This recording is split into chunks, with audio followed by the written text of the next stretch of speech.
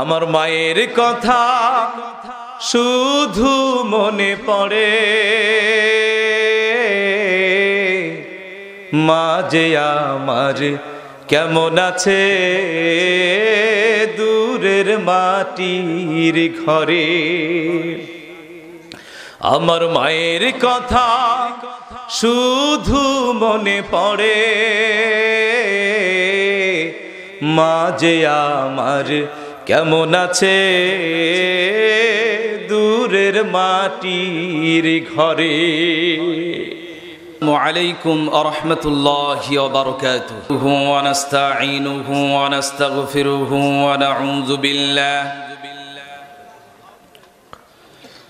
ونعوذ بالله من شرور أنفسنا ومن سيئات أعمالنا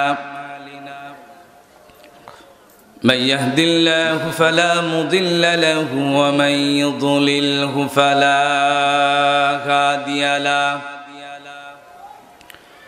ونشهد أن لا إله إلا الله وحده لا شريك له ونشهد أن سيدنا وحبيبنا ومولانا محمدا عبده ورسوله الذي أرسله بالحق بشيرا ونذيرا وداعيا إلى الله بإذنه وسراجا وقمرا منيرا فقد قال الله تعالى في كلامه المجيد وفرقانه الحميد সকলে বলুন আউযু বিল্লাহি মিনাশ শাইতানির রাজীম বিসমিল্লাহির রহমানির রহিম ظهر الفساد في البر والبحر بما كسبت أيدي الناس ليذيقهم بعض الذي عملوا لعلهم يرجعون قال رسول الله صلى الله عليه وسلم تركت فيكم أمرين لن تضلوا ما تمسكتم بهما كتاب الله وسنة رسوله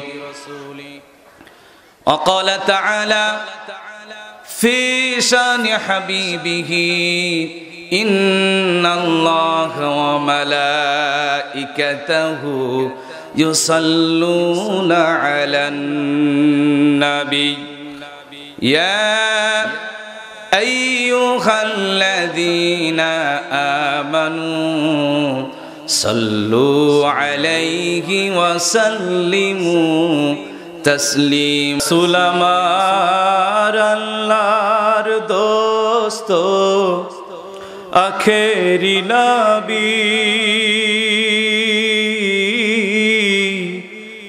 আমরা যে তার আদরের উম্মত উম্মতের করলাম কি রাসূল আমার আল্লাহর দোস্ত আখেরি নবী আমরা যে তার আদরের উম্মত উম্মতের করলাম কি দিনের লাগিয়া নবীজি মোদের উহুদের ময়দানে ষড়যন্ত্র করে ঘিরে ফেলল নবীকে দুষ্ট কাফির গণে সেদিন তীর বর্ষার আঘাতে নবীজিকে বাঁচাতে, সেদিন তীর বর্ষার আঘাতে নবীজিকে বাঁচাতে কত শহীদ হলেন সাহাবী। আমরা যে তার আদরের উম্মত, উম্মতের করলাম কি বালাগল উলা বিকামালিহি কাশাফাত দুজা বিজামালিহি হাসনাত জামিউ খিসালিহি।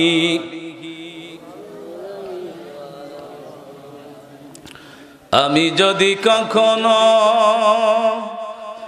তায়েফে যাই, বলবো পাথরকে ডেকে নবীজির খুন ঝরলো কোথায়। আমি যদি কখনো তায়েফে যাই, বলবো পাথরকে ডেকে নবীজির খুন ঝরলো কোথায়। বলে দাও তাই আজ আমাকে প্রতিশোধের দাবানল জ্বালাবো হেথাই বালাগল উলা বিকামালিহি। নল্লাবাজার কেন্দ্রীয় জামি মসজিদের উন্নতিকল্পে 3 দিনব্যাপী অষ্টম বার্ষিক ইসলামী মহাসম্মেলনের আজকের এই প্রথম রজনীতে, আজকের ইসলামী মহাসম্মেলনের সম্মানিত সুযোগ্য সভাপতি জনাব মোহাম্মদ মুকাদ্দেস আলী, প্রিন্সিপাল অফিসার অবসরপ্রাপ্ত বাংলাদেশ কৃষি ব্যাংক, আজকের এই ইসলামী মহাসম্মেলনের সম্মানিত প্রধান অতিথি জনাব খন্দকার মঞ্জুরুল ইসলাম তপন, মেয়র ধনবাড়ি পৌরসভা ধনবাড়ি টাঙ্গাইল, আমার সামনে উপস্থিত আমার একান্ত প্রিয় দীর্ঘদিনের প্রায় 5 বছরের খুব কাছের ব্যক্তিবর্গরা, দিনদার মুসলমান ভাইরা, কচিকাচারা, যুবকরা, পর্দার অন্তরালের মা ও বোনেরা, এ মাইকের আওয়াজ যতদূর পর্যন্ত যাচ্ছে, যে যেখান থেকে শুনছেন সকলের প্রতি সালাম, আসসালামু আলাইকুম ওয়া রাহমাতুল্লাহি ওয়া বারাকাতুহু। আল্লাহ পাকের দরবারে শুকরিয়া আদায় করছি যে মহান আল্লাহ তাআলা আজকে এই পবিত্র জুমার রাত্রে ইসলামী মহাসম্মেলনে কোরআনের প্রোগ্রামে বসার জন্য তৌফিক দান করলেন। সে মহান মনিবের প্রতি উচ্চ কণ্ঠে শুকরিয়া আদায় করছি। সকলে বলুন আলহামদুলিল্লাহ। দরুদ বর্ষিত হোক বিশ্ব মানবতার মুক্তির দূত সাইয়্যিদুল মুরসালিন Shafiul মুজনাবিন মুরদুলাল, the greatest leader, the greatest philosopher, the greatest scientist, বিশ্বের সর্বকালের সর্বযুগের সর্বশ্রেষ্ঠ দার্শনিক, সর্বশ্রেষ্ঠ বৈজ্ঞানিক, সর্বকালের সর্বযুগের সর্বশ্রেষ্ঠ মহান নেতা বিশ্বনবী জনাবে মুহাম্মদুর রাসূলুল্লাহ সাল্লাল্লাহু আলাইহি ওয়াসাল্লাম। আলোচনা করতে গিয়ে বলে থাকি যে মহামানব সম্পর্কে প্রাচীন ধর্মগ্রন্থ বেদের মধ্যে উল্লেখ করা হয়েছে, আল্লাহ জ্যেষ্ঠং শ্রেষ্ঠং পরমং পুণ্যং ব্রহ্মণং আল্লাম আল্লাহ রাসূলুল্লাহ মুহাম্মদুর কং বরস্য আল্লাহ আল্লাম অদল্লং বুকমেকং আল্লাহ বুকং নির্ঘাতকম। যার অর্থ আমি জ্যেষ্ঠ, আমি শ্রেষ্ঠ, আমি পরম পূর্ণ ব্রহ্ম, আমি আল্লাহ, আল্লাহ রাসূল মুহাম্মদ তুল্য আর কে আছে বলুন সুবহানাল্লাহ। সামবেদের মধ্যে আরো উল্লেখ করা হয়েছে লা ইলাহা হট্টি পাপম ইল্লা ইলাহা পরম পদম জন্ম বৈকুণ্ঠ পর অপ ইন্তি জপি নাম মোহাম্মদম। লা ইলাহা বললে প্রচুর সম্মানের অধিকারী হওয়া যায়। লা ইলাহা বললে আল্লাহ রাব্বুল আলামিন তার তামাম জিন্দেগির সমস্ত গুনাহগুলি মাফ করে দেন এবং প্রচুর সম্মানের অধিকারী হওয়া যায়। যদি কেউ চিরতরে স্বর্গবাস করতে চায় সে যেন মুহাম্মাদের নাম জপ করে, বলুন সুবহানাল্লাহ। সামবেতের মধ্যে আরো উল্লেখ করা হয়েছে মদে বত্রিতা দেবড়দে বাগো খতকা প্রকৃতাং ঈশ্বানাং ভজেত্রনাং স্বভাবেত ঈশ্বেসিতা। শেষ জামানায় এমন একজন ব্যক্তি আসবেন যার নামের প্রথম অক্ষর হবে ম। কি হবে? ম। শেষ অক্ষর হবে দ। ওই ব্যক্তি গরু খান, তিনি ঈশ্বরের পক্ষ থেকে প্রেরিত, স্বয়ং স্বভাবেত এবং ঈশ্বেসিতে তাকে অনুসরণ করছে। হে জগৎবাসী, তোমরা তাকে অনুসরণ করো। এর দ্বারা প্রমাণ করে বিশ্বের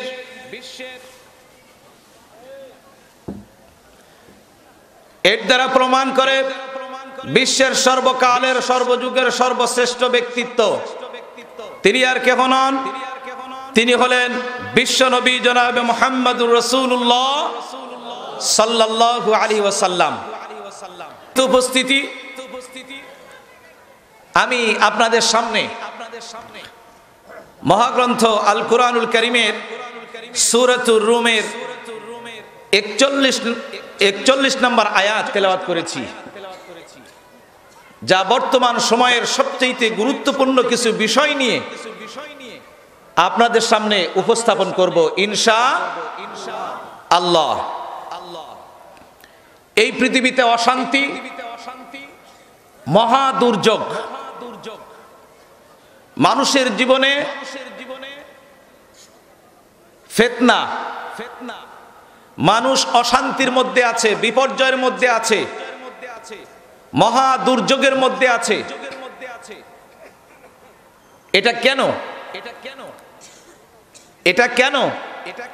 আল্লাহ রাব্বুল আলামিন কোরআনে কারীমের মধ্যে এই মানুষগুলি কেন বিপর্যয় এবং কষ্টের মধ্যে আছে সূরাতুর রুম 41 নম্বর আয়াত নাযিল করে জানিয়ে দিয়েছেন। বলি সুবহানাল্লাহ। আল্লাহ রাব্বুল আলামিন বলছেন, যাহারাল ফাসাদু ফিল বাররি ওয়াল বাহরি বিমা কাসাবাত আইদিন নাস। জলে এবং স্থলে যেগুলি দুর্যোগ, মহা দুর্যোগ দেখো, এটা মানুষের দুহাতে কামাই করা বস্তু। লিউযীকাহুম বা'দাল্লাযী আমিলু লাআল্লাহুম ইয়ারজিউন। আল্লাহ পাক তাদের এই অপরাধের কারণে, কামাই করার বস্তুর কারণে তাদেরকে অন্যায়ের স্বাদ গ্রহণ করাতে চান, এই কারণেই যে তারা যেন আবার আল্লাহর পথে, ইসলামের পথে ফেরত আসে। বলি সুবহানাল্লাহ। বিদায় হজের ভাষণে বিশ্বনবী জনাবে মুহাম্মদুর রাসূলুল্লাহ সাল্লাল্লাহু আলাইহি ওয়াসাল্লাম বলেছেন, তারাকতু ফীকুম আমরাইন লান তাদিল্লু মা তামাসসাকতুম বিহিমা কিতাবাল্লাহি ওয়া সুন্নতি রাসূলি। দুটি জিনিস আমি তোমাদের মাঝে রেখে গেলাম, যদি তোমরা আঁকড়ে ধরতে পারো তাহলে তোমরা কখনো পথভ্রষ্ট হবে না, বিপদগামী হবে না, দুর্যোগ আসবে না, কোনো সমস্যা হবে না। যেই দুইটি জিনিস হলো, এক কিতাবুল্লাহ, আল্লাহর কিতাব। বলি সুবহানাল্লাহ। আর দ্বিতীয়টি হলো বিশ্বনবীর সুন্নাহ। বলি সুবহানাল্লাহ।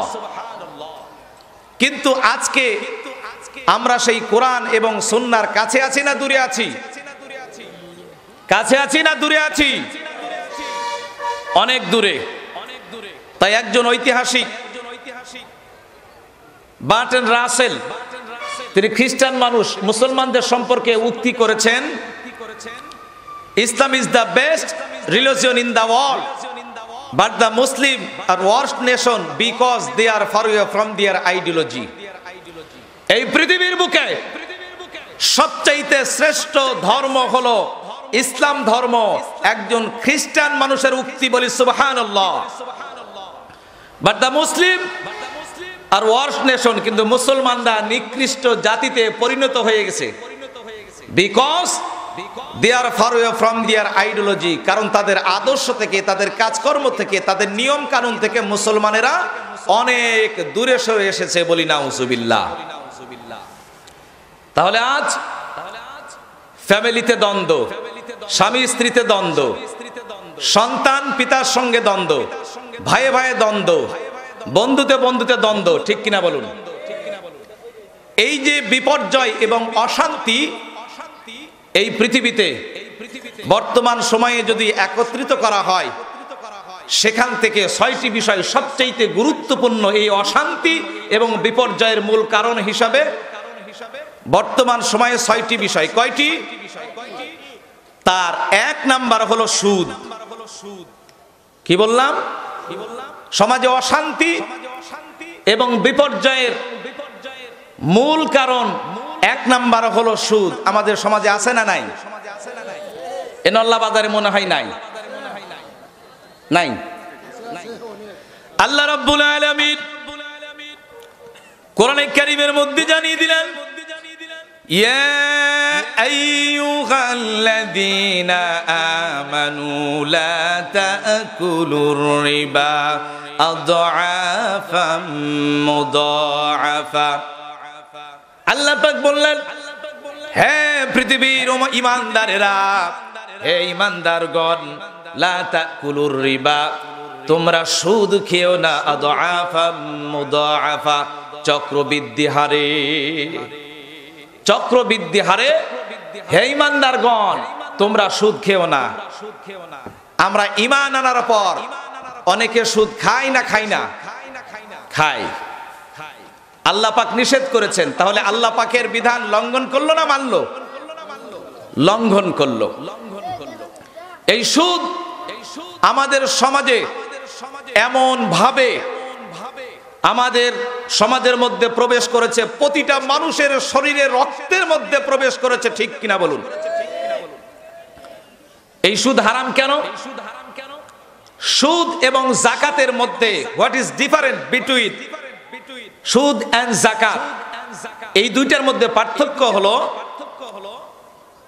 সুদ হলো গরিবের কাছ থেকে রক্ত চুষে নেওয়ার মতো, তার পকেট থেকে, তার পরিবার থেকে রক্ত সম্পদগুলি, তার যাবতীয় সকল সম্পদগুলি তিলে তিলে গরিবের কাছ থেকে বড়লোকের কাছে নিয়ে যাওয়ার নাম হলো সুদ। আর যাকাত হলো ধনীর কাছ থেকে আল্লাহ পাকের বিধান মোতাবেক ধনীর সম্পদ থেকে নির্দিষ্ট একটি অংশ গরিবের কাছে যাওয়া, এর নাম হলো যাকাত। বলি সুবহানাল্লাহ। যাকাত হলো আল্লাহ পাকের বিধান, আর সুদ হলো শয়তানের বিধান। বলি নাউজুবিল্লাহ। আজ দেখুন আমাদের সমাজে সুদের কারণে অনেক মানুষ বাড়িহারা, নিঃস্ব, অনেকে আত্মহত্যা পর্যন্ত করেছে, ঠিক কিনা বলুন?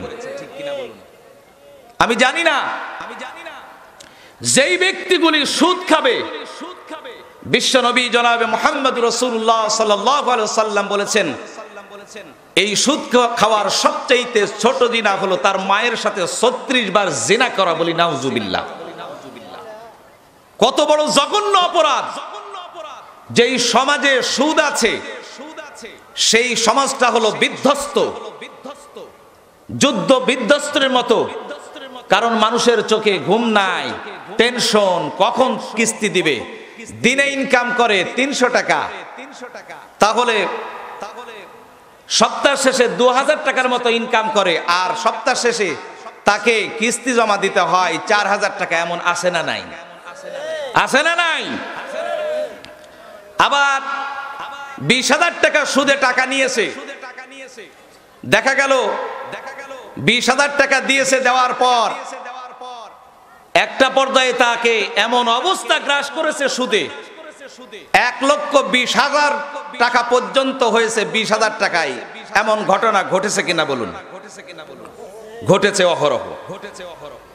তাহলে যেই সুদ আল্লাহ রাসূল এমনিতে হারাম করেন নাই, আল্লাহ পাক এমনিতে হারাম করেন নাই, কারণ যেই ব্যক্তি সুদ খাবে, জেনে রাখুন আজকের ইসলামী মহাসম্মেলন থেকে এই সুদ এর প্রবক্তা হলো ইহুদিরা। কারা? ইহুদি। যেই ব্যক্তি সুদ খাবে তার হাসর নাসর হবে ইহুদদের সঙ্গে, বলি নাউজুবিল্লাহ। আল্লাহ পাক কোরআনে কারীমের মধ্যে এই ইহুদিদেরকে অভিশপ্ত বলেছেন। আজ ঘুম কেড়ে নিয়েছে, শান্তি কেড়ে নিয়েছে, স্বামী স্ত্রীতে দ্বন্দ্ব এই সুদের কারণে, ঠিক কিনা বলুন? সম্মানিত উপস্থিতি, তাই বলতে চাই আপনার ঘুম কেড়ে নিয়েছে, এই পরিবারকে ধ্বংস করেছে, গোটা সমাজকে নষ্ট করেছে। মানুষের রক্তের মধ্যে সুদ প্রবেশ করার কারণে গোটা মানুষ অপবিত্র হয়েছে, জাহান্নামের আগুনের মধ্যে পুড়বে এই সুদ খাওয়ার কারণে, ঠিক কিনা বলুন? আমার জীবন ধ্বংস করলো রে মরার সুদেতে, আমার জীবন ধ্বংস করলো রে মরার কিস্তিতে। বলবো নাকি? সকাল দুপুর কিস্তি মাস্টার বইসা থাকে বাড়ি, একটু পর পর ঝাড়ি দেয় সে, টাকা দাও তাড়াতাড়ি, ঠিক কিনা? সকাল দুপুর কিস্তি মাস্টার বইসা থাকে বাড়ি, একটু পর পর ঝাড়ি দেয় সে, টাকা দাও তাড়াতাড়ি।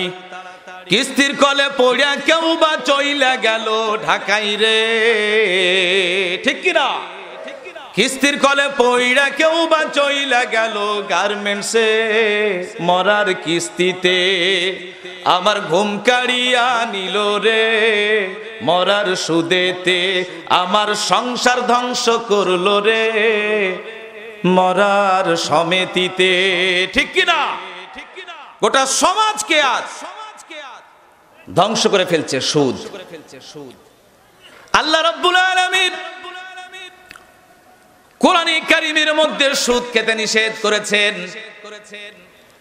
আজ সমাজে অশান্তির এক নাম্বার মূল কারণ হলো সুদ।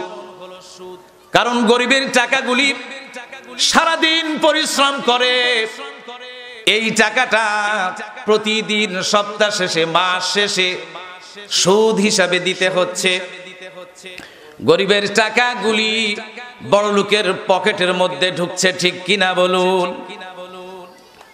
গরিব দুঃখীর পেটে লাথি মেরে ওদের অন্ন যারা নিচ্ছে কেড়ে, গরিব দুঃখীর পেটে লাথি মেরে ওদের অন্ন যারা নিচ্ছে কেড়ে, রাতারাতি প্রাসাদ গড়ে খাচ্ছে খুরমালু চিলাচ্চা, ওরাই জানোয়ারের বাচ্চা, ঠিক কিনা?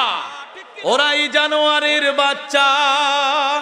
গরিব দুঃখীর পেটে লাথি মেরে ওদের অন্ন যারা নিচ্ছে কেড়ে, গরিব দুঃখীর পেটে লাথি মেরে ওদের অন্ন যারা নিচ্ছে কেড়ে, রাতারাতি প্রাসাদ গড়ে খাচ্ছে খুরমালু চিলাচ্চা, ওরাই জানোয়ারের বাচ্চা, ওরাই জানোয়ারের বাচ্চা।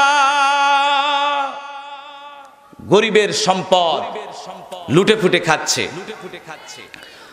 আমার ভাইরা। তাই সুদ থেকে আমাদের দূরে থাকতে হবে। রাজি আছেন তো? রাজি আছেন তো? সব কিছু ছাড়তে পারি কিন্তু সুদ ছাড়বো না হুজুর, বলি নাউজুবিল্লাহ। সামাজিক অশান্তির মূল কারণ হলো, বিপর্যয়ের মূল কারণ হলো, এক নাম্বার হলো সুদ। এক নাম্বার কি? সুদ। দুই নাম্বার কি? দুই নাম্বার হলো অশ্লীলতা। কি বললাম? অশ্লীলতা, জিনা, ব্যভিচার।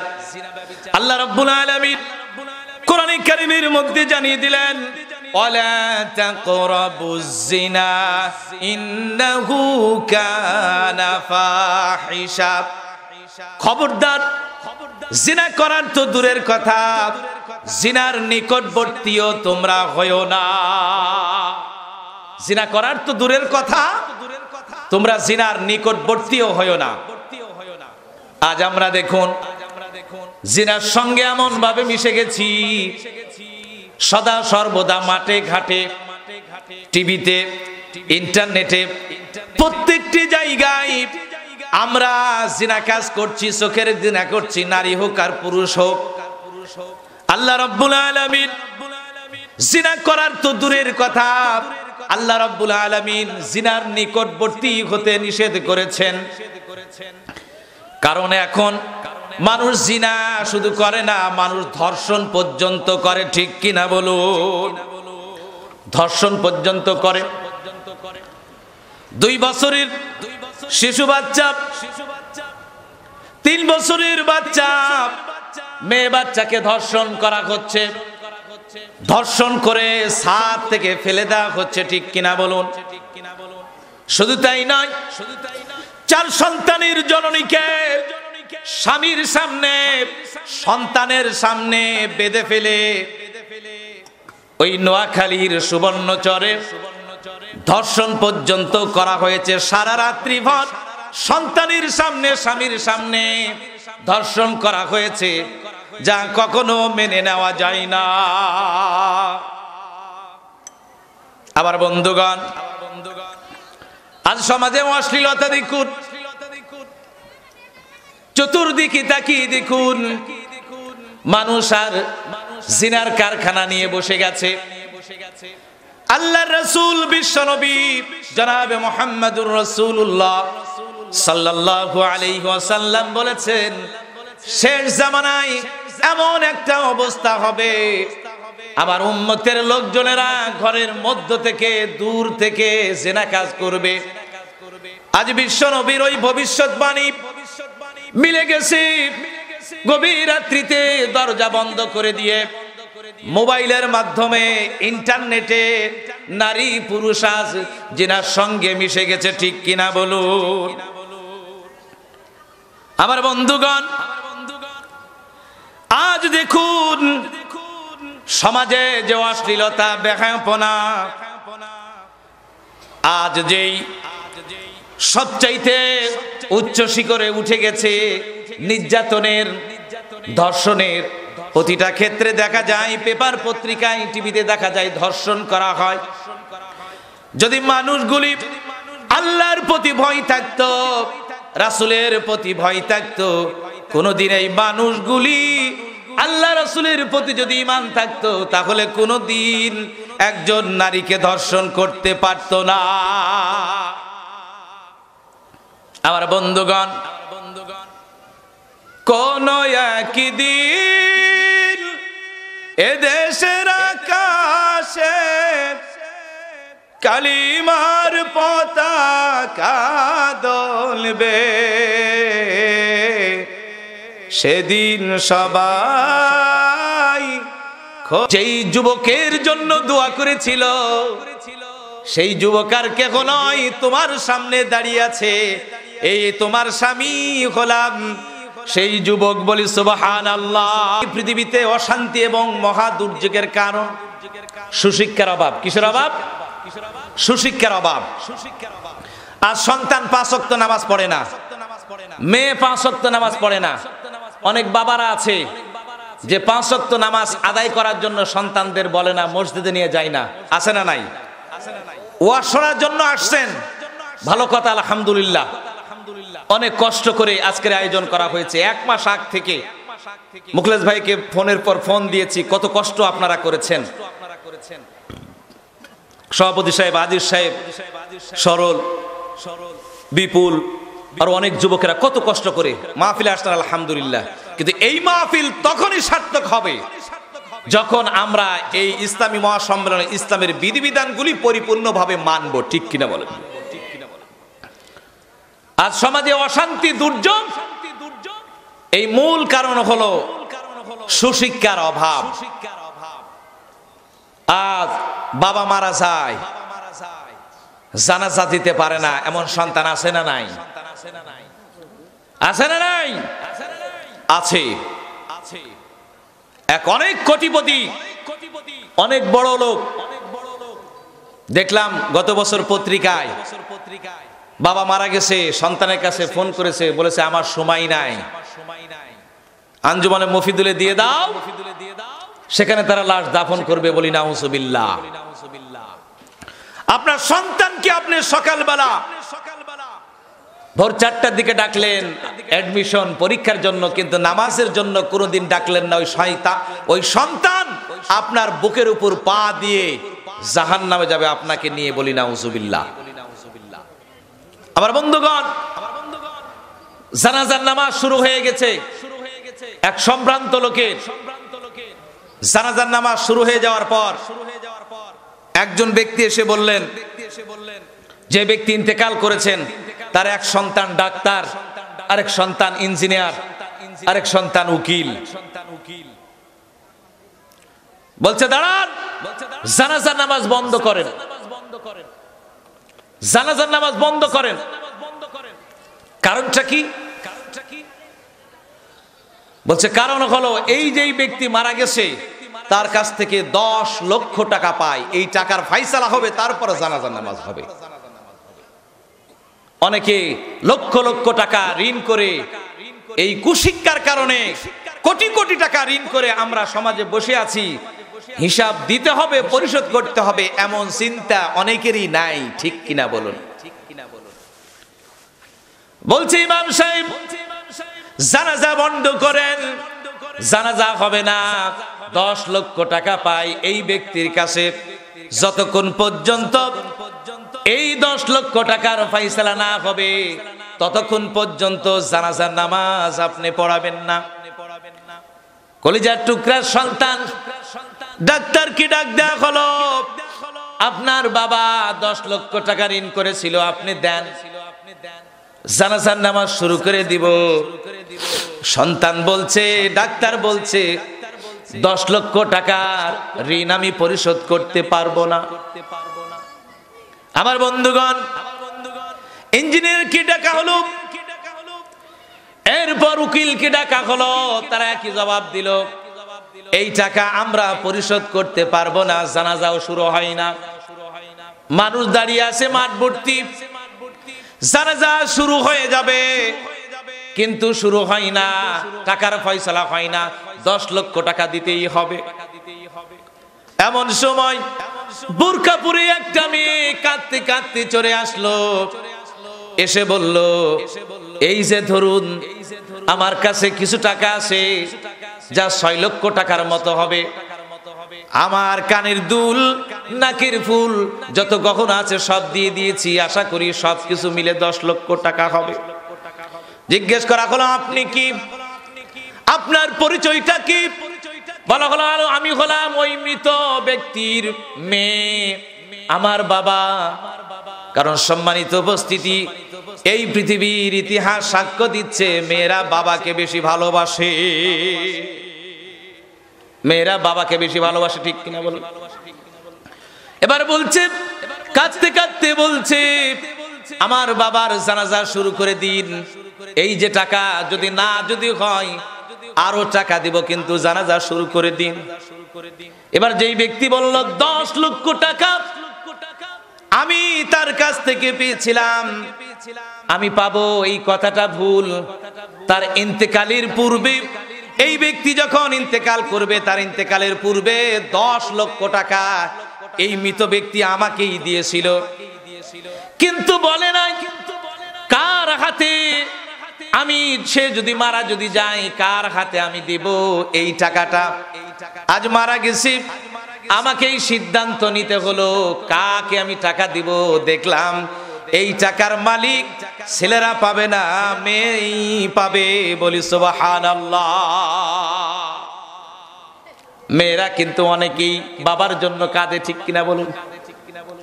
তাই আমি বক্তৃতার মাঝে মাঝে বলি, মেয়েকে চেনা যায় যৌবনে, আর ছেলেকে চেনা যায় বিবাহের পর। স্বামীকে চেনা যায় স্ত্রীর অসুস্থতায়, আর স্ত্রীকে চেনা যায় স্বামীর দারিদ্রতায়। অনেকগুলি ব্যাখ্যা আছে। মেয়েকে চেনা যায় যৌবনে, যেই মেয়েটি বাবার কথা শুনবে না, মায়ের কথা শুনবে না, যেমন খুশি তেমন ভাবে বর পছন্দ করবে, বুঝতে হবে ওই মেয়ের কোনো চরিত্র নাই। এই পৃথিবীর কোন বাবা মা, এমন কোন বাবা মা পাবেন না যেই বাবা মা তার সন্তানের জন্য, তার মেয়ের জন্য ভালো চাই না। অবশ্যই ভালো চাই, কারণ জীবন দিয়ে সব কিছু দিয়ে মেয়েকে ভালোবাসে। অথচ এমন মেয়ে আছে, এমন মা আছে, এমন বোন আছে, ওই মা বাবার মুখে চুনকানি মাখিয়ে চলে যায়। মেয়েকে চেনা যায় যৌবনে, ছেলেকে চেনা যায় বিবাহের পর। কলিজার টুকরা সন্তান বিবাহের আগে ভালোই থাকে, কিন্তু বিবাহের পর চেঞ্জ হয়ে যায়, পরিবর্তন হয়ে যায়।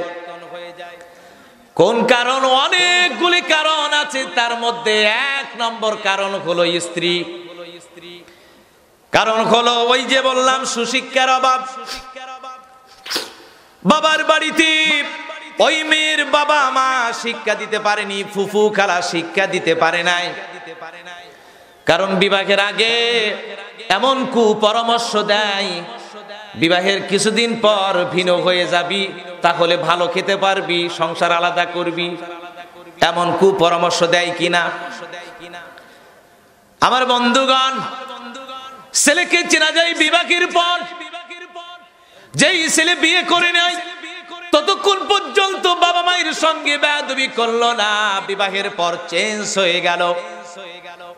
স্ত্রীর পরামর্শ শুনে, স্ত্রীর কথা মতো, এক বাপের একটা মেয়ে ছিল, কলিজার টুকরা মেয়ে, কোনো ভাই নাই। বিয়ের পর চিন্তা করে দেখলো, হাই রে, আমি এক বাপের একটাই মেয়ে, আমি স্বামীর বাড়ি থাকবো কেন, আমার বাবার বাড়িতে নিয়ে যাব। জেদ ধরে বাবার বাড়িতে নিয়ে চলে গেল। যাওয়ার পর কলিজার টুকরা সন্তান, এত ভালো সন্তান, ঘর জমাই থাকা আরম্ভ করে দিল। মা কাঁদে, বাবা কাঁদে, কিন্তু মা বাবার কোনো খোঁজ খবর নেয় না। আপনাদের এই নল্লা বাজারে খুঁজলেই পাবেন এমন কাহিনী, কোনো খোঁজ খবর নেই না। শ্বশুর এবার বিদেশে পাঠিয়ে দিল, জামাইকে দিয়ে অনেক টাকা ইনকাম করবে, তার মেয়ে সুখে থাকবে। লন্ডনে পাঠিয়ে দিল, অনেক টাকা ইনকাম করে। কিন্তু কিছুদিন পর যত টাকা ইনকাম করেছে, স্ত্রীর নামে অ্যাকাউন্ট করেছে, সব টাকা স্ত্রীর নামে পাঠায়, মা বাবার খবর নেয় না।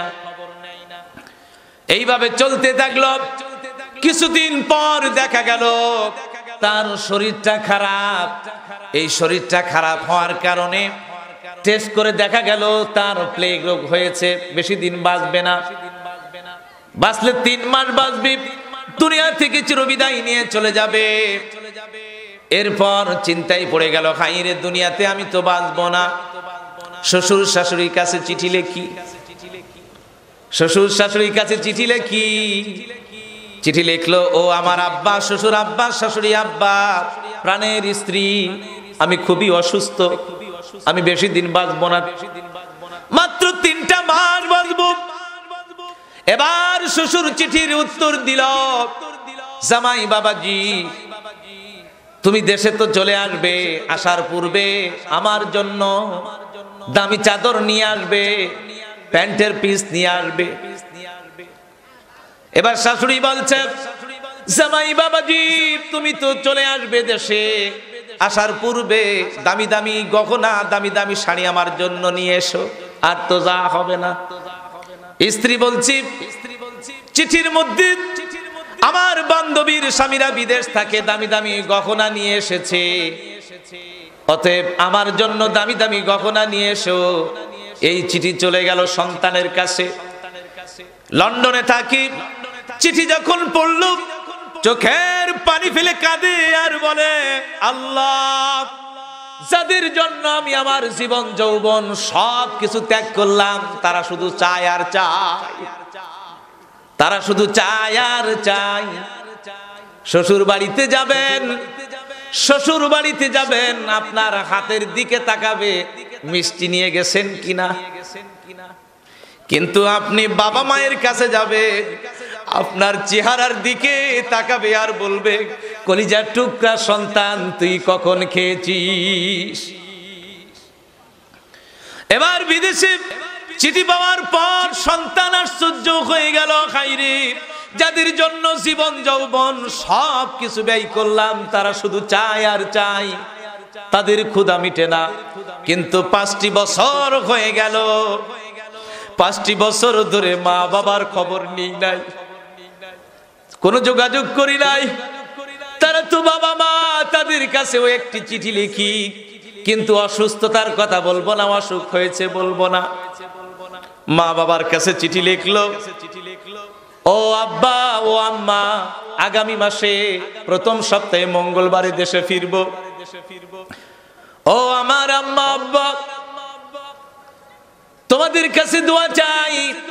এই চিঠি লিখে যখন পাঠিয়ে দিল, বাবা মাও চিঠি লিখে সন্তানের কাছে পাঠিয়ে দিল।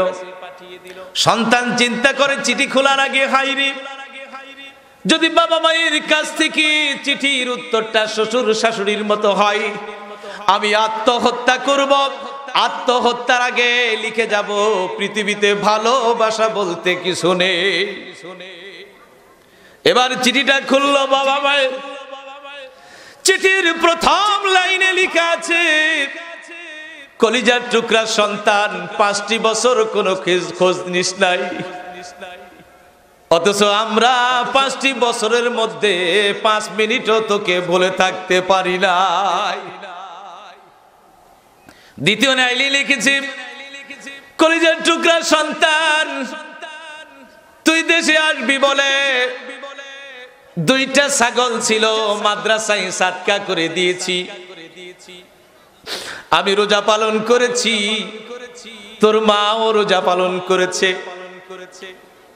তৃতীয় লাইনে লিখলো, কলিজার টুকরা সন্তান, যখন দেশে আসবি, প্লেনে উঠবি, প্লেনে উঠার আগে অবশ্যই কিছু টাকা ফকিরকে দান করবি। আল্লাহ রাব্বুল আলামিন যেন প্লেন অ্যাক্সিডেন্ট থেকে সহি সালামতে বাংলাদেশে নিয়ে আসে। চিঠি পাওয়ার পর চোখের পানি ফেলে কাঁদে, হায়রে, কাদের জন্য জীবন যৌবন শেষ করলাম। আমি কারো জন্য কিছু না নিলেও বাবা মায়ের জন্য অবশ্যই নিব। এরপর চলে আসলো এয়ারপোর্টে, প্লেনে চড়ে। প্লেনে নামার পরে দেখা গেল তার সামনে শ্বশুর শাশুড়ি আর স্ত্রী। শ্বশুর বলে, ও জামাই বাবাজি, আমি জানতে বলেছিলাম, তা কি এনেছো? তোমাকে বলেছিলাম যা প্যান্টের পিস চাদর এনেছো নাকি? বলছে আমার শরীরটা খারাপ আব্বা। এবার শাশুড়ি বলছে, আমি জানতে বলেছিলাম স্বামী, আমি জানতে বলেছিলাম আমি তোমার শাশুড়ি, যেই দামি গহনা শাড়ি তা কি তুমি এনেছো? বলছে না না, আমার শরীরটা খারাপ, আমি আনতে পারি নাই। বলছে আগে জানলে আমার মেয়ে তোমার সঙ্গে বিয়ে দিতাম না। স্ত্রী এবার বলছে, প্রাণের স্বামী, বাবা মায়ের জন্য আনো নাই, আমি যা তোমাকে আনতে বলেছিলাম আমাকে তাড়াতাড়ি দিয়ে দাও। বলছে তোমার জন্য আনতে পারি নাই। রাগ করল। যে দুটি একটা পর্যায়ে বলল, তোমার মতো স্বামীর আমাদের আর দরকার নাই, তোমাকে ডিভোর্স দিলাম। ওই মুহূর্তে ডিভোর্স দিয়ে এয়ারপোর্ট থেকে বাবা মা সহ কন্যা সহ চলে আসলো। কারণ ডিভোর্স তো দিবেই, কারণ বাঁচবে মাত্র 3 মাস। পিছন দিক থেকে তাকিয়ে কে যেন ডাক দেয়, তাকিয়ে দেখে জনম দুঃখিনী মা আর বাবা দাঁড়িয়ে আছে। জনম দুঃখিনী মা আর বাবা দাঁড়িয়ে থাকা অবস্থায় সামনে গিয়ে দুপা জড়িয়ে ধরে বলে, মা তুমি ক্ষমা করে দাও, বাবা তুমি আমাকে ক্ষমা করে দাও। মন বোঝার জন্য বলছে, ও আব্বা আম্মা, তোমাদের জন্য কিছু আনতে পারি নাই। মা বলছে, কলিজার টুকরা সন্তান, আমাদের জন্য কিছু আনতে হবে না। তুমি যে বাংলাদেশে আমাদের কাছে এসেছো, আমার কুলে এসেছো, তোমাকে দেখে আকাশের চাঁদ যেন হাতে পেয়েছি। এই পৃথিবীতে আপনার জন্য কে কয়দিন কাঁদবে জানি না, কিন্তু জনম দুঃখিনী মা আপনার জন্য, আপনি যদি মারা যান মৃত্যুর আগ মুহূর্ত পর্যন্ত আপনার মা আপনার জন্য কাঁদবে। পুলিশ এসে যদি যুবকরা যদি ধরে নিয়ে যায়, নল্লা বাজারে এক গাছের সাথে বেঁধে যদি মারা আরম্ভ করে দেয়, এলাকার যুবকেরা সাথে যদি পুলিশ থাকে কেউ কিন্তু কাছে যাবে না। কারণ হলো যদি যাই মার খাওয়ার সম্ভাবনা আছে। বন্ধুরা যাবে নাকি? বন্ধুরা যাবে না, আত্মীয় স্বজন কেউ যাবে না। জনম দুঃখিনী মা নড়তে পারে না, অসুস্থ মানুষ, গায়ে জোর নাই, চোখে দেখে না ঠিক মতো, লাঠির উপর ভর করে নল্লা বাজারে চলে যাবে। গিয়ে বলবে, রে এলাকার যুবকেরা, পুলিশ ভাইয়েরা, আমার কলিজার টুকরা সন্তানকে ছেড়ে দাও, আর মেরো না। মায়ের কান্দন যাবতীয় জীবন,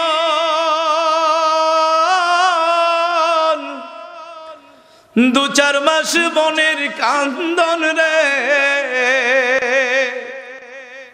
ওরে পাড়া প্রতিবেশীর কান্দন কয়েকদিন পর থাকে না। দুঃখের দরদি আমার জনম দুঃখী মা, গর্ভধারিণী মা, জনম দুঃখিনী মা, দুঃখের দরদি আমার জনম দুঃখী মা। 10 মাস 10 দিন মায়ে গর্ভে দিয়া ঠাই, রক্ত মাংস খেয়ে মায়ে হবে আইলাম ভাই। ভূমিষ্ঠ হইয়া আমি উঠিলাম কান্দিয়া, শান্ত করিল মায়ে বুকের দুধ দিয়া। মায়ের প্রসবের কালে বুক ভেসে যাই নয়ন জহলে রে, ও মা সন্তানের লইয়া কোলে ভুলে প্রসব বেদনা। দুঃখের দরদি আমার জনম দুঃখী মা, গর্ভধারিণী মা, জনম দুঃখিনী মা, দুঃখের দরদি আমার জনম দুঃখী মা।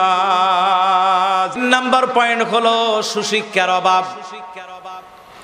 এই জীবনে যদি সন্তানকে, মেয়েকে সুশিক্ষা যদি না দিতে পারেন, তাহলে কিন্তু ইন্তিকালের পর যত অন্যায় করবে আপনার সন্তান, সুশিক্ষা না দেওয়ার কারণে আল্লাহ রাব্বুল আলামিন আপনার কবরে বসে বসে যা অন্যায় করবে আল্লাহ পাক পৌঁছে দিবেন। বলি নাউজুবিল্লাহ।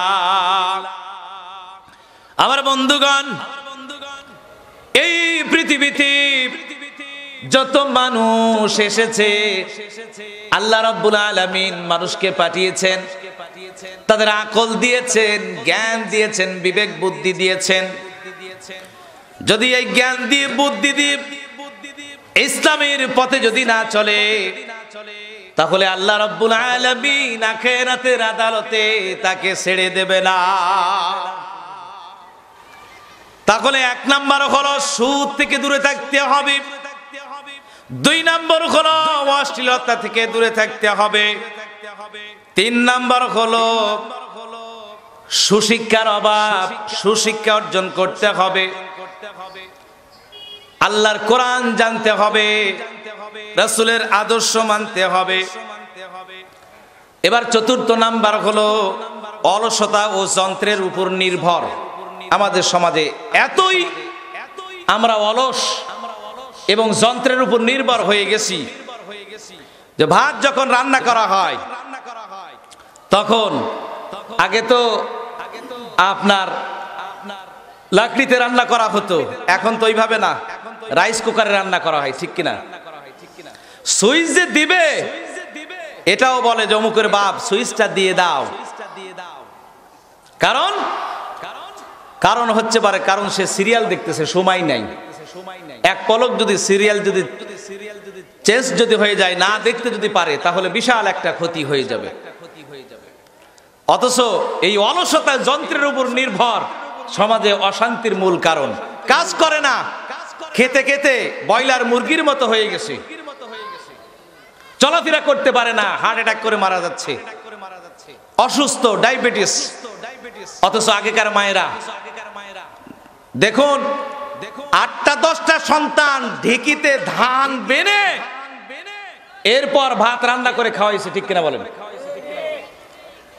আর এখন 8টা তো দূরের কথা, 10টা তো দূরের কথা, একটা সন্তানকে মানুষ করতে পারছে না। আবার 8টা সন্তান, চাকর বাকর তো আছেই, রান্না হতে দেরি হলে শাশুড়ি বলে, এই তাড়াতাড়ি করো।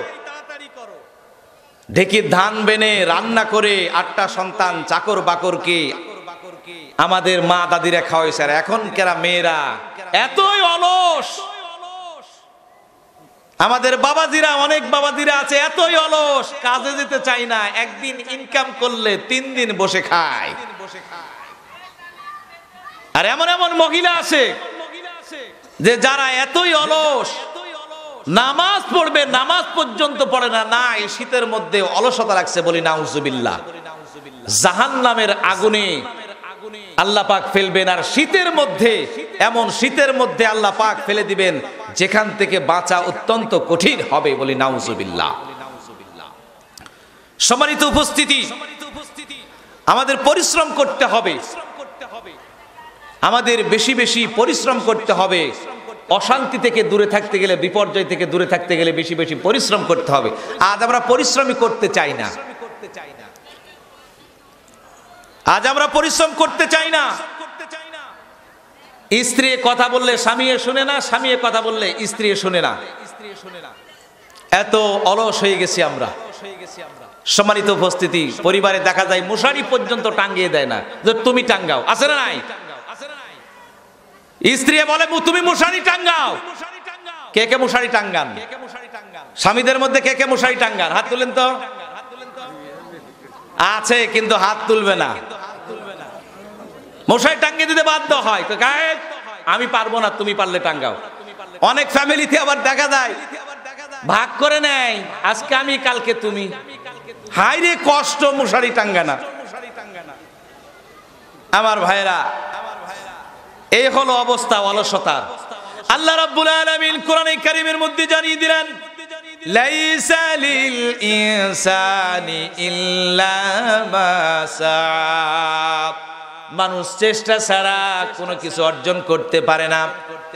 আল্লাহ রাব্বুল আলামিন জানিয়ে দিলেন আরো, ইন্নাল্লাহা লা ইউগাইয়িরু মা বিকাউমিন হাত্তা ইউগাইয়িরু মা বিআনফুসিহিম। ততক্ষণ পর্যন্ত ওই জাতির ভাগ্য পরিবর্তন করি না যতক্ষণ পর্যন্ত সে তার নিজের ভাগ্য পরিবর্তন না করে।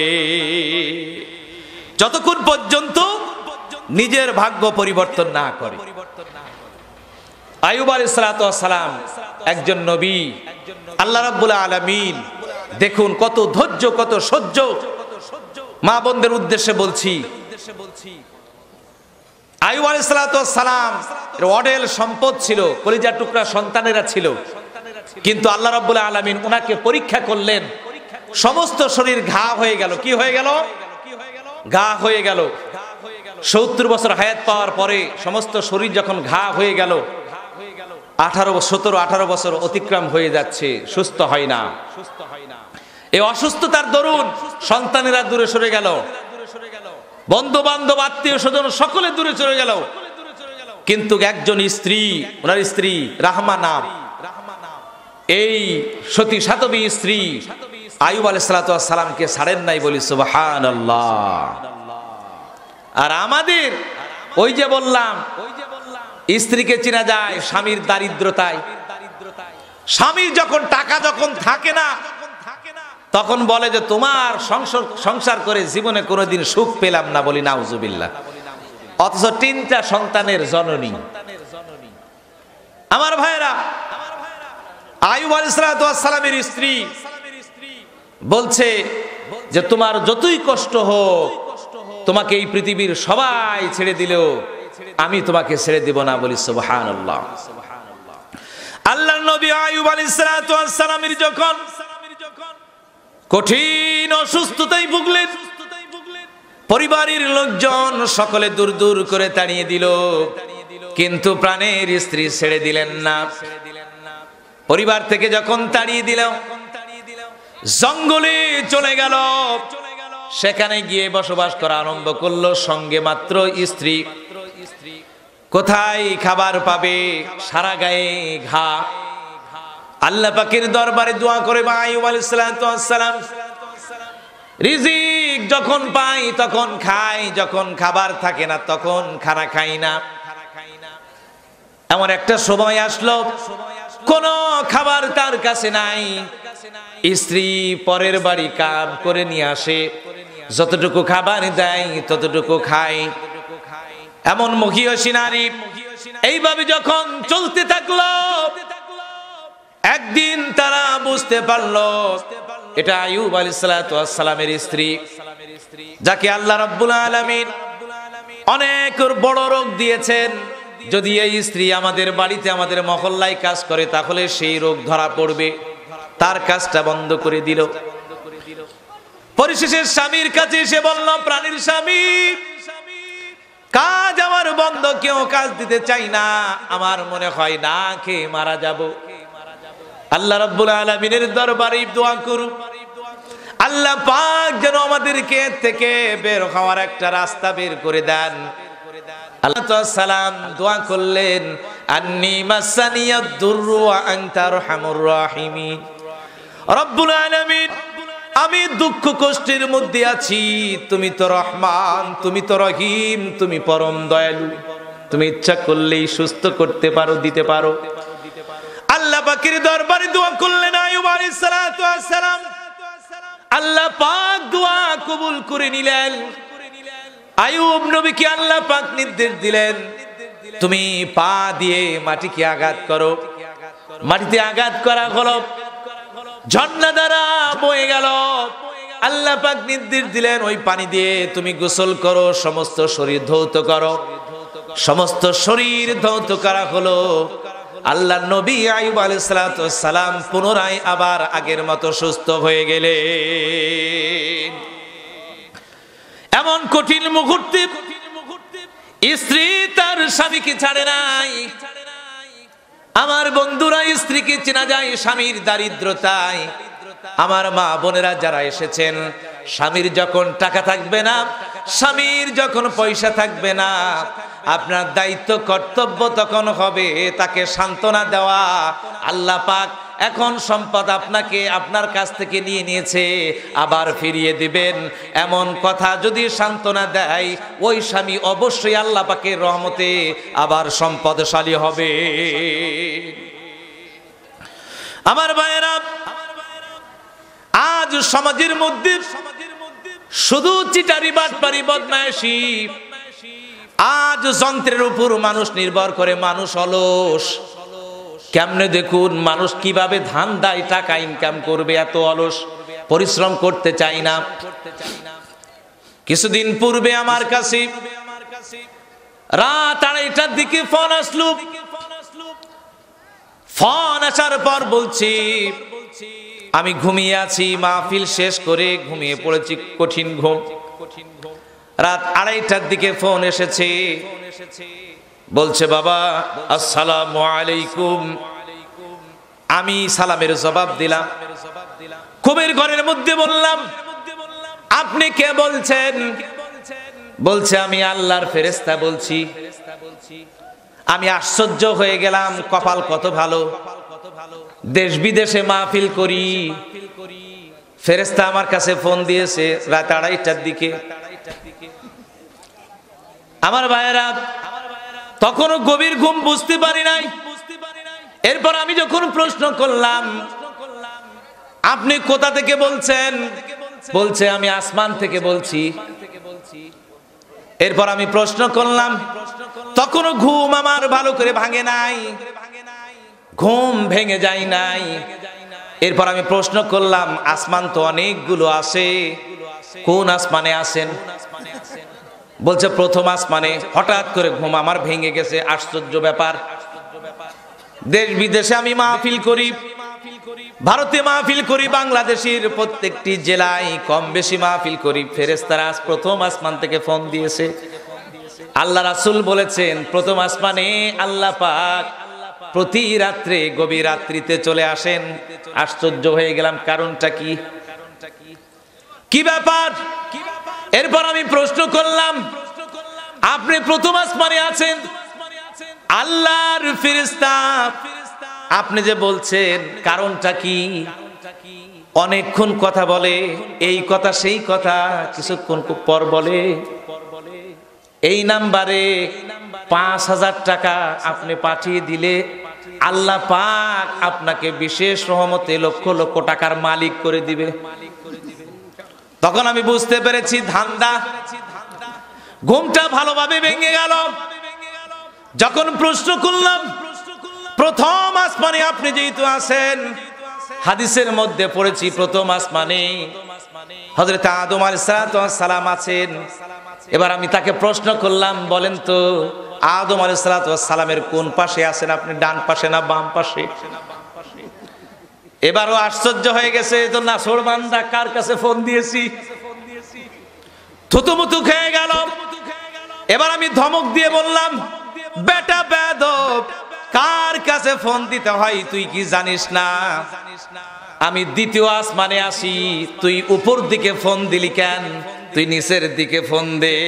সঙ্গে সঙ্গে কেটে দিল। এমন বেঈমান মুনাফিক ধান্দাবাজ আমাদের সমাজে আছে না নাই?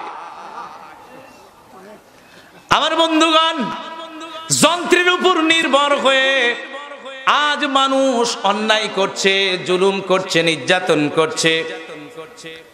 আজ ফোন আপনার কাছে আছে, কত জায়গায় আপনি খবর নিতে পারেন। শহরে আপনি থাকেন, কত বন্ধু বান্ধবের বিদেশে খবর নেন, কিন্তু জনম দুঃখিনী মা আপনার গ্রামের বাড়িতে মাটিতে আছে, কোনো দিন মায়ের জন্য আপনি খবর নিলেন না।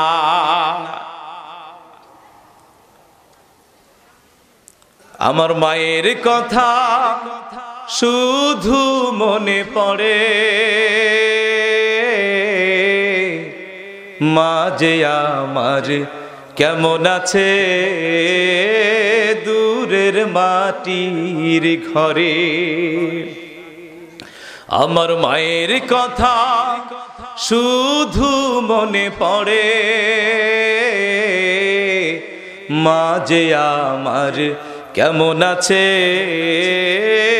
দূরের মাটির ঘরে। এই যন্ত্রের দ্বারা সকলের কাছে খবর নিলেন, সকলের খবর নিলেন, কিন্তু মায়ের আমরা খবর নিতে পারি না, ঠিক কিনা বলেন? আজ এত অলস, আজ এত যন্ত্রের উপর আমরা নির্ভর করছি সমাজে, এই কারণে আজ অশান্তি, মহা দুর্যোগ।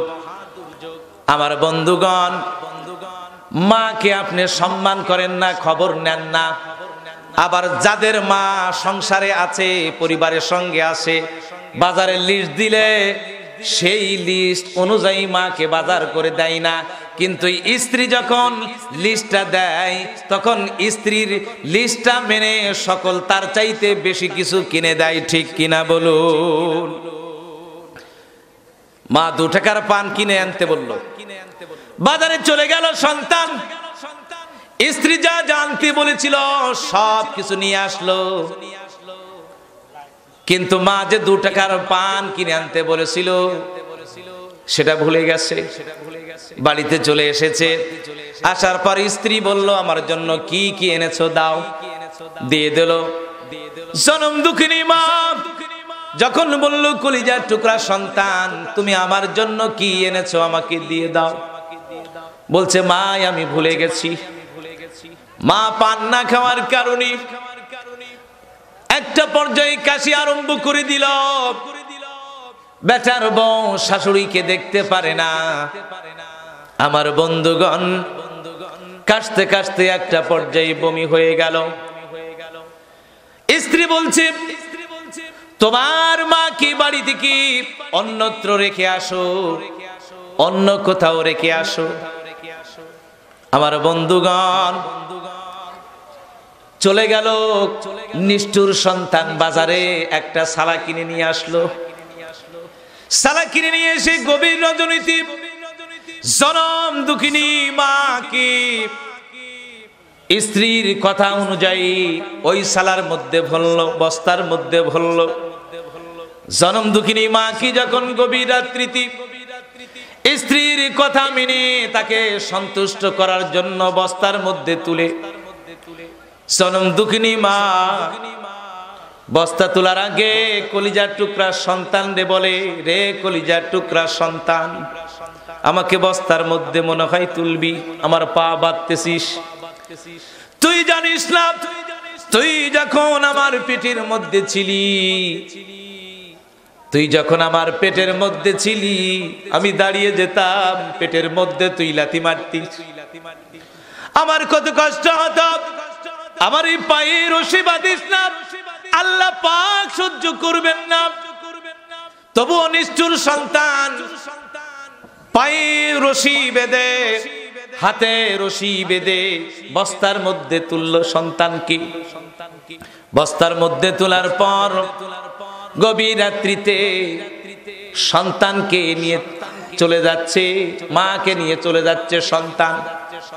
যেতে যেতে গভীর জঙ্গলে চলে গেছে। গভীর রাত্রিতে মাকে রেখে সন্তান চলে আসতেছে। আমার বন্ধুগণ, মাকে রেখে যখন চলে আসতেছে, ঠিক সেই সময় বস্তার মধ্য থেকে জনম দুঃখিনী মা চিৎকার করে বলে, রব্বুল আলামিন, চতুর্দিকে শিয়াল ডাকছে, না জানি কি অবস্থা হয় আমার কলিজার টুকরা সন্তানের। হায় আল্লাহ তাআলা, আমি তোমার দরবারে দোয়া করছি, আমার সন্তান বুঝে নাই, আমাকে কষ্ট দিয়েছে। হায় আল্লাহ তাআলা, তোমার দরবারে দোয়া করছি, চতুর্দিকে শিয়াল ডাকছে, না জানি আমার কলিজার টুকরা সন্তানকে খেয়ে ফেলে। আল্লাহ দয়া করে সহি সালামতে আমার কলিজার টুকরা সন্তানকে বাড়ি পৌঁছে দাও। এই পৃথিবীতে দুইজন মাত্র ব্যক্তি যারা ভালোবাসতে গিয়ে কোনো স্বার্থ দেখে না, বিনা স্বার্থে ভালোবাসে। কিন্তু এই পৃথিবীতে যত ভালোবাসা আছে, প্রত্যেকটি ভালোবাসার সঙ্গে স্বার্থ জড়িত, ঠিক কিনা বলুন? আমার বন্ধুগণ, সেই মা বাবার খোঁজ খবর নেন না, যেটা বলছিলাম। আজ অলসতা যন্ত্রের কারণে আপনার সমাজে এত দুঃখ কষ্ট, এত বিপর্যয়। আজ অলসতা থেকে দূরে আসতে হবে, চেষ্টা করতে হবে, দেশ এবং দশের জন্য, ইসলামের জন্য নিজেকে উন্নীত করতে হবে। এবার আসুন, এই পৃথিবীতে অশান্তি এবং বিপর্যয়ের 5 নম্বর কারণ হলো পরকালের জবাবদিহিতা না থাকা। আল্লাহ রাব্বুল আলামিন জানিয়ে দিলেন, فَمَن يَعْمَلْ مِثْقَالَ ذَرَّةٍ خَيْرًا يَرَهُ وَمَن يَعْمَلْ مِثْقَالَ ذَرَّةٍ شَرًّا يَرَهُ। আল্লাহ পাক দুনিয়ার জীবনে যারা অনুপরিমাণ নেক কাজ করবে, আখিরাতের আদালতে আল্লাহ রাব্বুল আলামিন দেখাবেন। যদি দুনিয়াতে অনুপরিমাণ অন্যায় কাজ করে, আল্লাহ পাক এটাও পরকালে দেখাবেন। আল্লাহ রাব্বুল আলামিন কোরআনে কারীমের মধ্যে জানিয়ে দিলেন, লা ইউগাদিরু সগীরাতান ওয়ালা কাবীরা। এটা এক আশ্চর্য ধরনের কিতাব, যার মধ্যে ছোট বড় কোনো কিছু বাদ পড়ে নাই। দুনিয়ার জীবনে যা কিছু করছেন সব কিছু রেকর্ড করা হচ্ছে। দুনিয়ার জিন্দেগিতে যা করেন না কেন সব কিছু রেকর্ড করা হচ্ছে। আমার ভাইয়েরা, দুনিয়ার জীবনে আল্লাহ রাব্বুল আলামিন মানুষকে সময় দিয়েছেন, প্রতিটা সেকেন্ডের উপর, মিনিটের উপর নির্ভর করে আল্লাহ পাক পরকালের জিন্দেগি তৈরি করবেন, বলে সুবহানাল্লাহ। চক্ষু বন্ধ হলে অন্ধকার,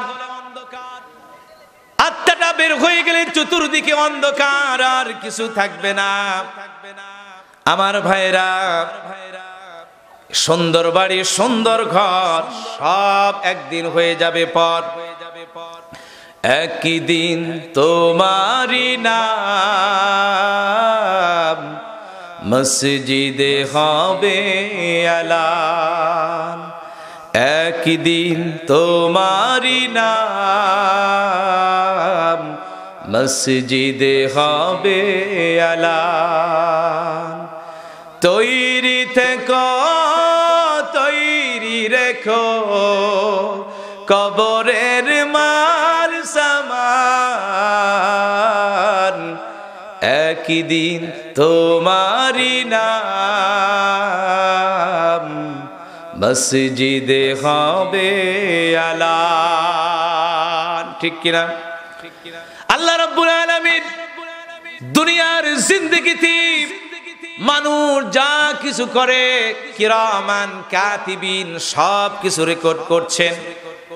এই জন্য ভালো মানুষের সঙ্গে সম্পর্ক করতে হবে। ভালো মানুষের সঙ্গে যদি সম্পর্ক করেন, আল্লাহ রাব্বুল আলামিন তার সঙ্গে হাসর নাসর করবেন। বলে সুবহানাল্লাহ। আল মারউ মা মান আহাব্বাহু, যার সাথে যার মহব্বত তার সাথে তার কিয়ামত। আমার বন্ধুগণ, দুই বন্ধু জঙ্গলে চলে গেছে পিকনিকের জন্য। দুই বন্ধু জঙ্গলে পিকনিকে যাওয়ার পর এক বন্ধুকে লক্ষ্য করে দেখলো রান্না করছে, আর এক বন্ধু দূরে লাকড়ি কুড়াচ্ছে। যেই বন্ধু রান্না করছে লক্ষ্য করে দেখলো দূর থেকে চুলা যখন নিভে যাচ্ছে, হাতটা ভিতরে প্রবেশ করে নাড়া দিচ্ছে। দূর থেকে আশ্চর্য হয়ে গেল, হাইরে আগুনের মধ্যে হাত দেয় কিন্তু হাতটা পড়ে না, কারণটা কি? কয়েকবার লক্ষ্য করলো। বন্ধু চলে আসলো, আসার পর বলল, আমি দেখে ফেলেছি। বলছে, কি দেখেছো? তুমি আগুনের মধ্যে হাত দিচ্ছ কিন্তু তোমার হাত আগুনে পড়ে না, কারণটা কি? বন্ধু বলছে, বন্ধু এটা আমার কোনো কেরামতি নয়, একজন নেক আল্লাহর বান্দির দোয়া, যার কারণে আল্লাহ পাক এই মুজিজা, এই কেরামত আমাকে দিয়েছেন। বলছে, এটা আবার কেমনে? বলছে, বন্ধু আমি অনেক ধনী পরিবারের ছেলে, তুমি তো জানো কোটি কোটি টাকার মালিক আমার বাবা, অঢেল সম্পদ। আমি একদিন ছাদের উপর মদ খাচ্ছি, পাশের বাড়ি দিকে লক্ষ্য করলাম একটা মেয়ে ছাদের উপর উঠেছে, এত সুন্দরী মেয়ে, কিন্তু ওই মেয়েকে দেখে আমার পছন্দ হয়ে গেল, আমি কেবল তাকেই বিয়ে করব। আমি আমার বাবাকে বললাম, বাবা ওই মেয়েকে আমি বিবাহ করতে চাই, আমি তাকে জান প্রাণ দিয়ে ভালোবাসি, না হলে আমি মরে যাব। বাবা চলে গেল, গিয়ে বলল, মেয়ের বাবাকে বলল, আমার সন্তান তোমার মেয়েকে পছন্দ করে বিয়ে করতে চাই। মেয়ের বাবা জানে ছেলেটা মদ খায়, নেশা করে, সমাজে সকল অন্যায় কাজের সঙ্গে জড়িত। মেয়ের বাবা বলছে, না না, এমন ছেলের সঙ্গে আমার মেয়েকে বিবাহ দিব না, আমি গরিব হতে পারি। এবং তাকওয়াবান মেয়ে, মেয়েকে জিজ্ঞেস করা হলো, মেয়ে বলল, না, সম্পদ দেখে আমি বিয়ে করব না, এমন নেশাখোর অন্যায়কারী ব্যক্তি যুবককে আমি বিবাহ করতে পারবো না। মেয়ের বাবা কিছুদিন পর ওই মেয়েকে অন্য একটা তাকওয়াবান ছেলে দেখে বিবাহ দিল। আল্লাহ পাকের বিশেষ, আল্লাহ পাকের বিশেষ কারিশমাই, আল্লাহ পাকের বিশেষ নির্দেশে ওই মেয়ের স্বামী মারা যায়, কিন্তু 3টা বাচ্চা হয়ে যায়। এলাকার মধ্যে মহা দুর্যোগ দেখা দিল। এই মহা দুর্যোগে ওই যে বড় লোক বলল, কলিজার টুকরা সন্তান, তুমি অমুক এলাকা চলে যাও, গিয়ে সেখানে গিয়ে ত্রাণ দিয়ে আসো। বাবার নির্দেশে চলে গেল। সেখানে যাওয়ার পর অনেক মানুষ দাঁড়িয়ে আছে ত্রাণ নেওয়ার জন্য, খাবার নেওয়ার জন্য। দেখা গেল অনেক মানুষের ভিড়ে যেই মেয়ের সাথে বিবাহ লেগেছিল, যাকে পছন্দ করেছিল, ওই মেয়ে দাঁড়িয়ে আছে। 3টা সন্তান, তার স্বামী মারা গেছে। ডাক দিয়ে বলে, তুমি কি সেই মেয়ে না যেই মেয়েকে আমি বিবাহের প্রস্তাব দিয়েছিলাম? সে বলল হ্যাঁ। বলছে, আমি তোমাকে অনেক ত্রাণ দিব, অনেক খাবার দিব, অনেক খাবারের ব্যবস্থা করব, কিন্তু আমি তোমাকে চাই, তোমাকে অল্প সময়ের জন্য হলেও আমি তোমাকে চাই। মেয়েটি জবাব দিল, একজন ইমানদার মহিলা কোনদিন অন্যায় করে, ব্যভিচার করে রিজিক অন্বেষণ করে না, তালাশ করে না কখনো ইমানদার মহিলা। এরপরে এই কথা শুনে, প্রস্তাব শুনে মেয়ে এবার চলে যাচ্ছে সন্তানদেরকে টেনে নিয়ে। 3 সন্তানের জননী চলে যাচ্ছে। যখন বড় সন্তানটি ডাক দিয়ে বলছে, মা তুমি কি রিজিক নেবে না, খাবার নিবে না, ত্রাণ নিবে না? সবাই তো নিচ্ছে, তুমি ওই লোকটির সঙ্গে কি কথা কাটাকাটি করলে? তুমি গন্ডগোল একটু মিলিয়ে, গন্ডগোল মীমাংসা করে খাবারের ব্যবস্থা করো, ক্ষুধার জ্বালা সহ্য হচ্ছে না। তাকিয়ে আছে মেয়েটার দিকে। সন্তানের কথা শুনে আশ্চর্য হয়ে গেল। এরপর মেয়েটা আবার ছেলের কাছে চলে আসলো। ছেলে লক্ষ্য করে বলছে, যুবকটি বলছে, তুমি মনে হয় আমার প্রস্তাবে রাজি হয়েছো? মেয়েটি চিৎকার মেরে বলল, না না না, তোমার প্রস্তাবে আমি রাজি না। কারণ একজন ইমানদার মেয়ে কোনোদিন অন্যায় কাজ করে রিজিকের ব্যবস্থা করে না। এই কথাটি জানানোর জন্য তোমার কাছে এসেছি যে আল্লাহ পাককে আমি ভয় করি। আল্লাহ রাব্বুল আলামিন অবশ্যই আমার জন্য বাড়িতে রিজিকের ব্যবস্থা করবে। রে কলিজার টুকরা সন্তানেরা, চল চল, ওই আল্লাহ পাককে ভয় করি। ওই আল্লাহ পাক আমাদের জন্য রিজিকের বাসায় ব্যবস্থা করে দিয়েছে। চলে যাচ্ছি। এই লোক আশ্চর্য হয়ে গেল, হায়রে, ক্ষুধার্ত ব্যক্তি, কলিজার টুকরা সন্তানেরা খাবারের জন্য কাছে, তবু সেতে ইমান বিক্রি করলো না, তবু সে মাথাটা নোয়ালো না, ইমানের প্রতি অবিচল থাকলো। আমি যদি এর জন্য কিছু না করি তাহলে আল্লাহ রাব্বুল আলামিন আমার প্রতি গজব ঢালবেন। ওই মেয়ে যাই সামনে সামনে, পিছনের দিকে লক্ষ্য করে যেতে লাগলো। বাড়িটা দেখার পরে বাড়ির মধ্যে যখন প্রবেশ করেছে মেয়েটি তার সন্তানদেরকে নিয়ে, বাড়ির দরজার সামনে খাবার রেখে দিল। ওই যুবকটি দিয়ে জানলার পাশে দাঁড়িয়ে আছে। এবার যখন দরজার মধ্যে ঢোকার পরে কে যেন আওয়াজ করলো। দরজা যখন খুলে দিল, দেখে আল্লাহ রাব্বুল আলামিন একটা খাবারের ব্যবস্থা করে দিয়েছেন। সেটা বস্তাটা খুলে নিয়ে এসে বাড়ির মধ্যে সন্তানদেরকে খাওয়ালেন, নিজেও খাইলেন। খাওয়ার পর আশ্চর্য হয়ে গেল, হায়রে, আল্লাহ রাব্বুল আলামিন কি না পারেন, কি না করেন। আল্লাহ পাকের দরবারে শুকরিয়া আদায় করে দুহাত তুলে কাঁদেন রব্বুল আলামিন। কিছুক্ষণ পূর্বে একজন খারাপ ছেলে, বদমাইশ ছেলের চেহারা দেখালা, আল্লাহ তার কাছ থেকে আমি রিজিকের কিছু চাই নাই। আল্লাহ, আজ কোন ব্যক্তির মাধ্যমে রিজিকের ব্যবস্থা হয়ে গেল আমার, তার চেহারাটা তুমি তো দেখালা না। একজন বদ যুবকের চেহারা দেখালা, রিজিক দিল না, আর আমি পরিতৃপ্ত ভাবে রিজিক গ্রহণ করলাম, সেই মানুষকে তুমি তো আমাকে দেখালে না। জানালা দিয়ে দেখি চোখের পানি ছেড়ে কাঁদে, সামনে যেতে পারে না। দুহাত তুলে মহিলাটি দোয়া করল, রব্বুল আলামিন মেহেরবানি করে যেই মানুষ রিজিকের ব্যবস্থা করলো, জাহান্নামের আগুনে তাকে পোড়ায়ো না। শুধু তাই নয়, জাহান্নামের আগুন কেন, রব্বুল আলামিন দয়া করে তাকে দুনিয়ার আগুন যেন তাকে স্পর্শ করে না। ও আমার বন্ধু, আমি জানালার পাশ থেকে এই দোয়া আমি শুনলাম তার সঙ্গে ওই মহিলার সঙ্গে দেখা করি নাই, চলে এসেছি। জীবনে কোনোদিন আর মদ খাই না, অন্যায় কাজ করি না, আমি ইসলামের বিধিবিধানগুলি মেনে চলি। আজ ওই দুয়ার পর থেকে আগুনের মধ্যে হাত দিলেও আমার হাত পুড়ে না।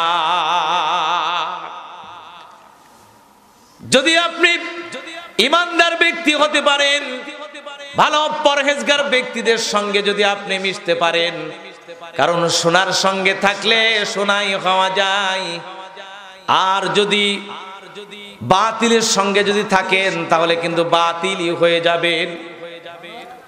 আমার বন্ধুগণ, এই পৃথিবীতে আল্লাহ পাক আমাদেরকে পাঠিয়েছেন, আমাদের পরকালে যে অশান্তি, দুনিয়ার জিন্দেগিতে যে অশান্তি, মহাদুর্যোগের মূল কারণ হলো পরকালের জবাবদিহিতা নাই। পরকালের যদি জবাবদিহিতা আমাদের মধ্যে থাকতো তাহলে আমরা কোনো অন্যায় কাজ করতে পারতাম না।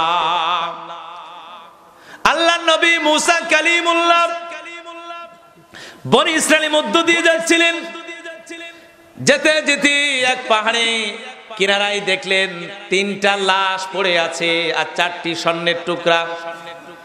মুসা আলাইহিস সালাম জিজ্ঞেস করলেন, এটা হলো কি? আল্লাহ পাক জানিয়ে দিলেন, হাযা মাসালু হায়াতিদ দুনিয়া, এটা হলো দুনিয়ার জিন্দেগির উদাহরণ। মুসা আলাইহিস সালাম বললেন, এটা আবার দুনিয়ার জিন্দেগির কেমন উদাহরণ? দুনিয়ার জিন্দেগির কেমন উদাহরণ? মুসা আলাইহিস সালামকে আল্লাহ রাব্বুল আলামিন জানিয়ে দিলেন, 3 বন্ধু কাজ করার জন্য কেনানে যাচ্ছিলেন। যাওয়ার পথে এই পাহাড়ি যখন কিনারায় যখন এসেছে, 4টি স্বর্ণের টুকরা পেয়েছে। কয়টি? 4টি স্বর্ণের টুকরা পেয়েছে। লোক হলো 3 জন। সবাই হতবাক হয়ে গেল, হায়রে, কাজে আর যাওয়া লাগবে না, 4টি স্বর্ণের টুকরা পেয়েছি, 3 বন্ধু মিলে ভাগ করে নিব। এবার এক বন্ধুকে বলল, যাও তুমি বাজারে চলে যাও, কিছু রুটি কিনে নিয়ে আসো, আর কাজে যাওয়া লাগবে না। চলে গেল বাজারে। বাজারে যাওয়ার পর রুটি কিনলো, কিন্তু যেই বন্ধুকে পাঠাইছে চিন্তা করলো, হায়রে, ওই সম্পদগুলি আমি নিজেই ভোগ করব, ওই 2 জনকে দিব না। রুটি কেনার সঙ্গে সঙ্গে বিষ কিনলো, বিষ কিনে রুটির সঙ্গে মিশিয়ে নিয়েছে। সে চলে আসলো। 2 বন্ধু এবার মনে মনে চিন্তা করলো, হায়রে, স্বর্ণের টুকরা হলো 4টি আর আমরা লোক হলাম 3 জন। যে রুটি কিনতে গেছে আমরা 2 জন মিলে তাকে মেরে ফেলবো। যদি মেরে ফেলি তাহলে 4টি টুকরো 2টো করে ভাগ পাবো। যখন রুটি কিনে নিয়ে চলে আসলাম, আসার পর 2 বন্ধু মিলে ওকে এমন ভাবে প্রহার করা আরম্ভ করে দিল, মারতে মারতে দুনিয়া থেকে বিদায় করে দিল। এবার 2 বন্ধু মনে করলো, হায়রে, অনেক তো ক্ষুধার্ত, আমরা তো ক্ষুধার্ত, শরীরটা ক্লান্ত হয়ে গেছে, একটু খেয়ে নি। রুটিটা পেট ভরে খেলো, খাওয়ার পর বিষক্রিয়া হয়েও তারাও মরে গেল। 3 জন বন্ধু মরে পড়ে আছে, আর 4টি স্বর্ণের টুকরা। আল্লাহ পাক জানিয়ে দিলেন, হাযা মাসালু হায়াতিদ দুনিয়া। এ মুসা আলাইহিস সালাম, এটাই হলো দুনিয়ার দৃষ্টান্ত। স্বর্ণের জায়গায় স্বর্ণ পড়ে থাকবে, বাড়ির জায়গায় বাড়ি থাকবে। এই দুনিয়ার যাবতীয় সকল সম্পদ হুবহু একই থাকবে, পাহাড় পর্বত থাকবে। সোনার মানুষেরা এই মানুষগুলি চিরবিদায় নিয়ে চলে যাবে। এই পৃথিবীতে সকলেই আমরা চলে যাব, পৃথিবীতে কেউ আমরা থাকবো না।